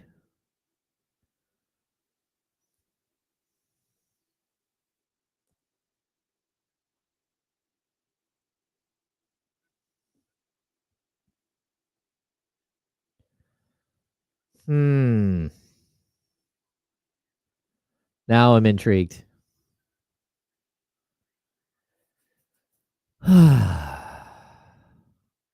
Yeah, that's a pretty bold statement.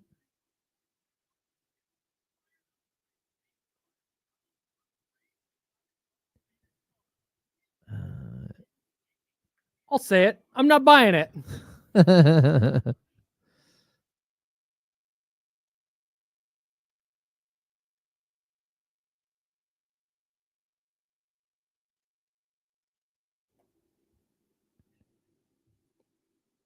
I'm logging that report away in the back of my mind. I will await confirmation from someone else.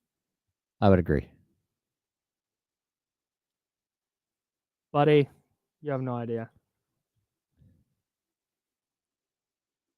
Hey, James. By the way, if anybody wants to go see the Bulls at Golden One Center tonight, James and I are in the building for professional bull riding. Yeah, like buy us a drink because we're going to need pull it. up and see the Bulls. That's right. The It's going to be my bit all night.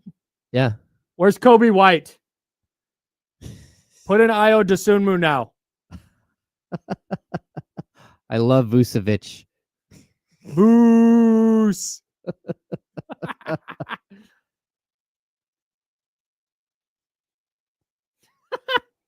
Do you think DeMar had a good time seeing his former teammates? Here we go.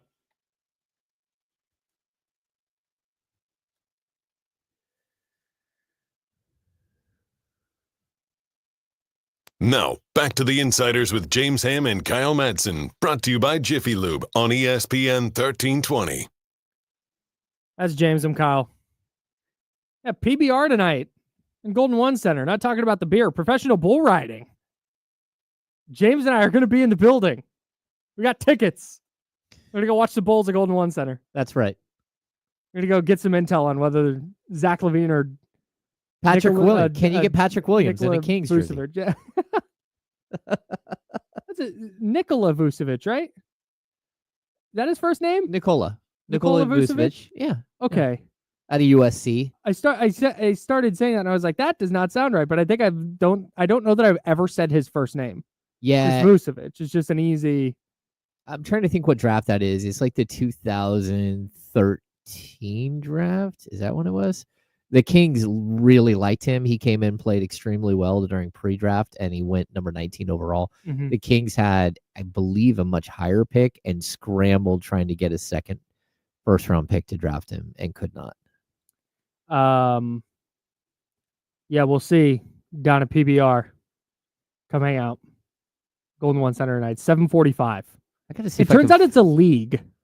It is a league. So there's like individuals. Uh-huh. So like golf, right? You could go to the Masters and it's just golfer versus golfer versus golfer. But the PBR event tonight is it's the Missouri team against the Kansas City team.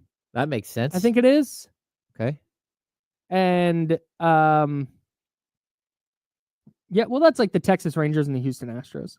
Okay. I just think it's intriguing because like outside of like your goal is to stay on the bull for 8 seconds, right? Yeah. Right. And it turns out there's technique involved. Oh, so you get style points. Okay. Yes. Yes. Yeah. Okay. So like there's how you control the bull. How do you get to be a bull riding judge? Because I think that would probably be lucrative. Yeah, probably. We should be guest judges tonight. Okay. 8. Like it's out of 4. Like do we have a is there a 8.5? Do we have a brewery in here? That's fun. I want to make sure I pick the right beer. Four brewskis deep, just like trash. 6.5. You were on that bull for 6.5 seconds. Boo. I easily could have done better than that. Yeah, dude. There's just those guys are a type of gnarly that I will just never comprehend. Oh yeah, the guy I interviewed, Luke Snyder. Yep. It ran one afternoon. He said he broke his leg, like his fibula or whatever. Yeah. Broke his leg, and then had them fashion a cast that would allow him to still get on the bull. And he went out and did an events with a broken leg. Didn't he have like 285 consecutive events? Yes. Yeah, he's like just broken wrist, fine. Broke his neck, but it like happened to coincide with a little break, so he had time to get his neck healed before getting torn rotator cuff. We know I'm sure that happens all the time. Yeah. So the movie 8 Seconds, Luke Perry played Lane Frost. Yes. Who was a legend, but like died very young. Yeah, died while he took a horn to the ribs and it punctured his lung. Yeah, and the bull actually like buried him into the dirt and like massive crush injuries. Yeah. Yeah, absolutely crazy. It was But tough. I mean, that's where like I think most people who are mainstream, who aren't like bull riding aficionados, like that's all you would know. And even that movie was 1994. Yeah. So, anyways, that's what we're doing tonight. we're here for it. Come catch us at Golden One Center. We'll be there. We'll see if Zach LaVine's going to get traded to the Bulls or to the Kings. That's right. Patrick Williams. It's my running bit all That's night. right. It's I've already run it into the ground, and I'm going to keep going. Don, you're on the Insiders on the Elk Grove Kia talk line. What's going on? Kyle Hammer, what's up? What up, TC? Hey, look, check it out. I know this is wild, Hammer, but listen, but check it out, though. Hear me out. Vivek, right now, I think a move right now would be a boss move, would be to get Wes and Monty out of here and go sit down with Sam Presti and the right-hand man under Sam Presti, which is Rob Hittigan. Check that guy's resume out. I'll hire that guy as a GM and let him take over the team, bro, and figure everything out because I know he knows what he's doing, bro, and that would be a correct GM. If we won't have to scramble around no more, we'll find the right guy. Check his resume out, Rob Hittigan. I hope I'm pronouncing it right. Dynamite. Hey, TC, before you hang up, I want to say this while you're on the phone, because this might be the first time I've ever said this. TC, I agree with you wholeheartedly. We're in lockstep on this, bro.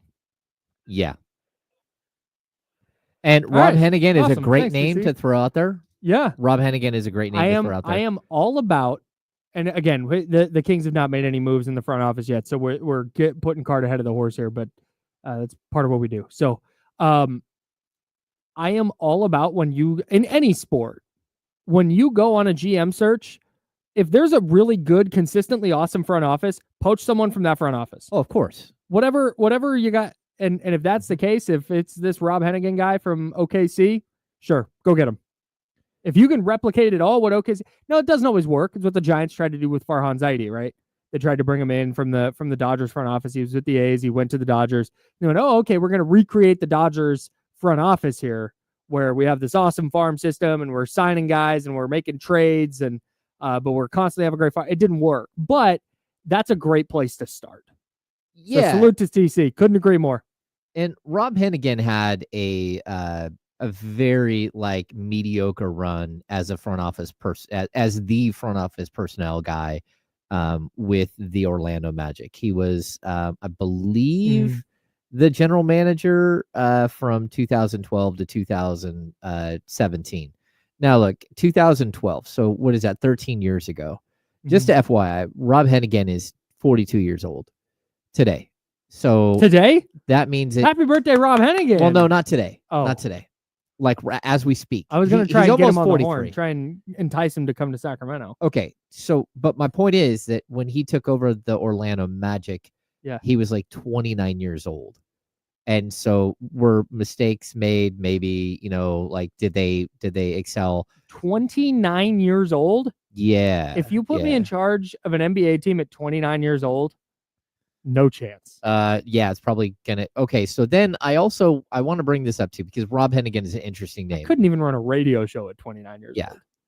I would say that the one disadvantage to going after someone with OKC is that OKC, Sam Presti, has a very strict way of building his roster, and the Kings aren't that team right now. His way of building this roster is to trade De'Aaron Fox for 3 first-round picks and some contracts, and then to go trade Domantas Sabonis for 4 more first-round picks, and then go trade Keegan Murray for 6 more first-round picks, and next thing you know, you have 47 first-round picks, and away you go. But this is per Basketball GM. This is why I would hire him right now. He was hired with the Oklahoma City Thunder on October 2nd, 2017. And from that, he had this role from 2017 to 2020, and then he was promoted to vice president of basketball operations. Okay. His role that he was hired with the Oklahoma City Thunder, vice president of insight and foresight. I'm in. Insight and foresight? And foresight. Not just insight, Kyle. Insight and foresight. Sure, man. I'm in. I would love to be in a position someday where I can just make up titles for people. Well, now we've Can got that be one. our show slogan? Yeah, The Insiders, Inside and Foresight. inside and foresight. There it is. Okay. I will be the president of Insight and Foresight. You can be the vice president of Insight and Foresight. I would like to be, But you can make all the phone calls. I would like to be the chief executive Insight and Foresight officer. The CEI. I would like to be the assistant to the vice president of Insight and Foresight. Yeah, just and you know, I know we're kind of having fun with this right now, but that's a little bit the reality of where this is headed. Regardless of and it's a little it's they're related, but they're two separate things. There's the De'Aaron Fox aspect of all this, and then there's the Kings front office aspect of all this. Because there's a really good chance that by the time next season starts, the Kings have a new GM and a new point guard. Yeah. In fact, I would say right now, if we're divvying up pieces of pie to be like, okay, there's a 70% chance this happens, 20% chance this happens, whatever percentages you want to put on it. New GM, new point guard to start next year are probably getting the biggest percentage of that pie. Mm-hmm. At least where things stand today on January 31st. Of course, we've seen how quickly these things can change. So I reserve the right to change my mind there. But that's why, you know, when someone like TC calls in saying, hey, they should just get rid of the GM now and hire this guy. It's like, well, it's not crazy. Nope. Not totally out of the realm of possibilities. We have Jesse joining the show. We need to come up with a clever name, title for Jesse. Yeah, we do. I don't know. Insight. Senior Vice President of Oversight. Oh. Yeah. Okay. Senior VP of Oversight. So we'd have, because he just kind of oversees everything at the station. I think we could also have him be of Oversight and Hindsight. Oh, Oversight and Hindsight is good. That's really good. There it is. Yeah. Senior VP, producer for D'Lo and Casey, Senior Vice President of Oversight and Hindsight. Jesse Tapia are going to be joining us here for the handoff momentarily. In fact, Jesse, I'm just going to pot your mic up now, and then you can jump in as desired. I want to. We're just kind of laughing through it at this point, huh? Yeah, TC had a call that I was just like, "Yep, I agree, TC." That never happened. I heard him right now. Yeah. Oh, okay, yeah, that pretty rarely happens. So, salute to TC. Great idea. What's up, guys? Happy Friday. Vibes are up on a Friday. I think that's why we're laughing today. I guess it feels like more laughing through the pain at this point. That's exactly what it is. Yeah. Yeah. Nothing wrong with that. No, that's how you get through life. Totally. Sam Amick says Stephon Castle could be a holdup in the trade for the Kings. Meaning the Kings, he said, covet him, while league sources believe that the Spurs would be unwilling to deal him. I can't imagine the Kings let a move this seismic get hung up on Stephon Castle. You sure? Yes. You're making a face, but you like, were saying otherwise. There's got to be other routes. There's no way that they're like, Stephon Castle's not in the deal. Whoop, sorry, De'Aaron. We'll just let you walk in free agency, I guess. Yeah, I don't think it's one of those things. Like, he's going to get traded. It's just a matter of where, I guess.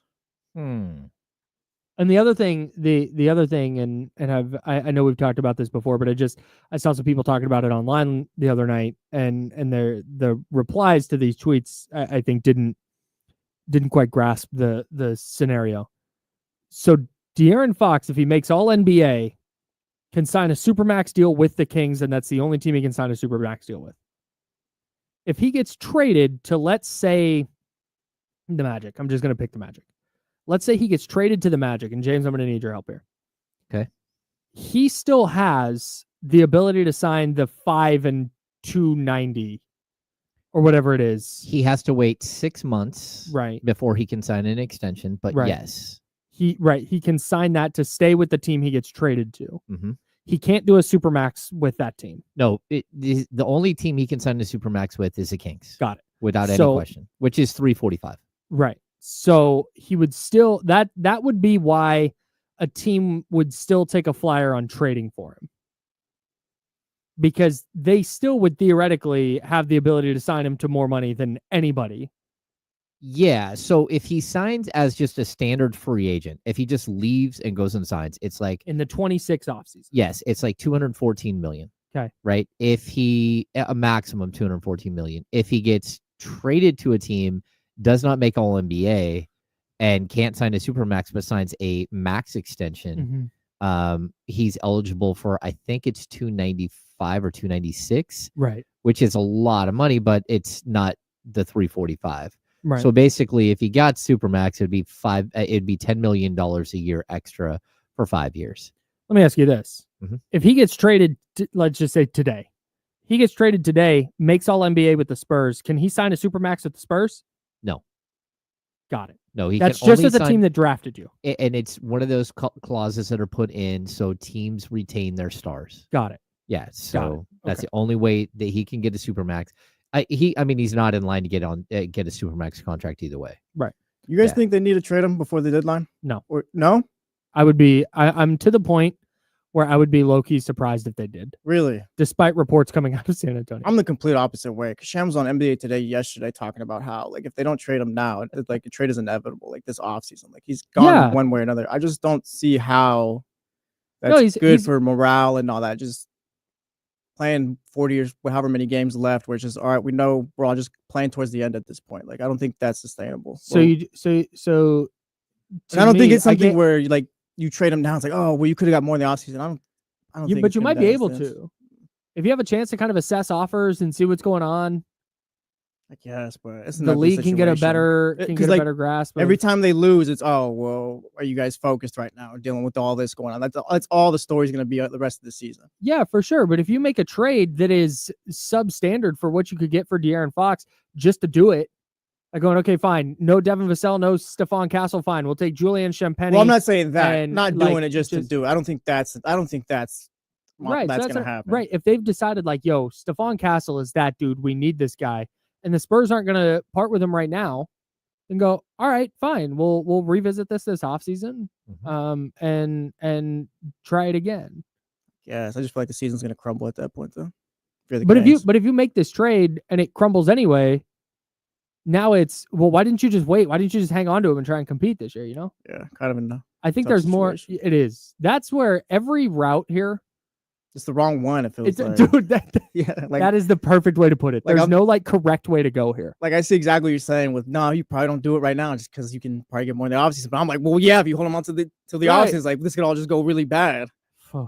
There is not a lot of positives that can happen here. The vibes are. Are there any? Yeah, here's the one positive I would tell you is if you somehow trade with the Spurs and you get like quality back, not the Keldon Johnson, Zach Collins type stuff, expiring contracts and 3 first-round picks. But if you were to get something of quality, so Vassell, Sohan, right, and say 3 firsts, and then out of nowhere, the Hawks pick, you get the Hawks pick, and that Hawks pick becomes the top 1 pick or the top 3 pick. And then all of a sudden you're sitting in the Cooper Flag discussion. That's how this becomes like, oh my gosh, look, the Kings recovered. That's true. Like that would be some next level frozen envelope, conspiracy theory stuff that the Kings. Throw it in the freezer now. I want to hear the conspiracy theory that the NBA was like, let's get Coop to sack. I would love to hear that. I would love it though, because it would be, oh, look, they landed Fox over with Wembanyama, so now they have 2 stars there, and the Kings were made whole in the whole deal, so they're not going to be horrible. We saved two small market teams. That's conspiracy theory stuff right there. You know what, Adam? Put the call in. Let's do it. Yeah, come on. Put the call in. Now I feel better. Give me a Cooper Flag Kings jersey right now. Let's go. Right. I guess that's one. The other way is some team, let's say the Rockets, just panics and goes, hey, here's a bunch of these assets. And you wind up with a couple of very, very good players and a bunch of good picks, and you're now able to flip assets for other players. Like there's maybe a chance where they go into next year kind of in a better spot, but I think getting there is going to be tough. Another tough part too is that the person or persons making this move might not even be here next season. That's another reason to not do it now. If you're Vivek and you're like, hey, these dudes got to go, I'm done with them. Mm-hmm. Any trade they want to do for De'Aaron, you're pulling the plug on it. You're like, I don't trust these dudes to do it. Mm-hmm. Matt George's poll yesterday. Matt George's poll yesterday got like 3,000 Twitter poll. Got like last time I checked, it was almost 3,000 votes, and like 89% said they didn't trust the front office to make this deal. Well, who am I supposed to put my trust in, Wes or Monty? Right. Like who's the guy here? None of them, neither of them. Oof. And that's why it's like, I'm not doing it. This is a franchise altering move. Yeah. It's the next 10 years. It can impact the next 10 years for your 1,000%, dude. So this is a franchise altering move. If you're Vivek and you're looking at Wes and Monty going like, hey, they're not making it to next season, then they're not making this trade unless it is one that is just an overwhelming, like, obvious yes for the Kings, which I don't think they're going to get before Thursday. If you guys are the owner, Kyle Matson, James Hammer, or whatever, put you guys in that position, is the next move you're making Monty and Wes get out of here before we trade Fox? I'm tiptoeing through the trade deadline, and then I'm making that move right after the trade deadline. Yeah. And if they don't trade Fox, like, are we fine with them trading for John Collins, like making those kind of deals? Super tough, man. I think you gotta do something. Like, there's still a season left. This is where, again, we're operating from this. We don't talk to De'Aaron, and we don't have a vibe of if you're getting the vibe that like, hey, this is all a mess publicly, but De'Aaron's still kind of okay with being here if the moves are right, and you think John Collins is the guy that's going to get you to the 4 or the 5 seed, and you're going to be competitive in the playoffs, and you think that gives you a chance to get De'Aaron to sign that extension this offseason, then I think you do it. But if you have any question, no, I think. What if you're told that it's all NBA or he's out? You get told right now. You can make some moves, then but you're host. Okay, then you're just screwed. That's kind of how I feel. Well, Yeah, I would say if it's all NBA or your host, I would go to the team and say, okay, look, if he's not all NBA, he's leaving. So I'm going to need 2 shots from every one of you right now. And that guy's taking 21 shots a night, and he's going to average 30 a game down the stretch, and we're going to try our best as a team to make him all NBA while winning. Yep. And you guys need to win. That's it. Like if we need to get him all NBA, that's the new order. Like first round of the playoffs, second round of the playoffs, all that stuff, that's fine. But the key here is De'Aaron Fox is a star. Everyone knows that. We all play that way. Everyone get the hell out of the way. And give him the ball, get the hell out of the way. Hit your shots. Let's get him all NBA. But that's a tall. Yeah, I know. Yeah, you're not wrong. Hey, Doug, we're going to need another favor from you. I know you saved us already, but we're going to need another favor for you. We got to step aside. D'Lo and Casey are coming up next. James and I are done for the week. Jesse, you're not done for the week. Sorry, man. You got to go. No. Got to go. I live here, basically. D'Lo and Casey should be a ton of fun today. Stay locked in. Any news that happens, they'll have it for you. We'll have it for you here on ESPN 1320. We appreciate you guys tapping in this week. We'll be back next week. He's James Ham. I'm Kyle Madsen. Until Monday at 10 a.m., have a safe weekend. Drink water. Be nice to people.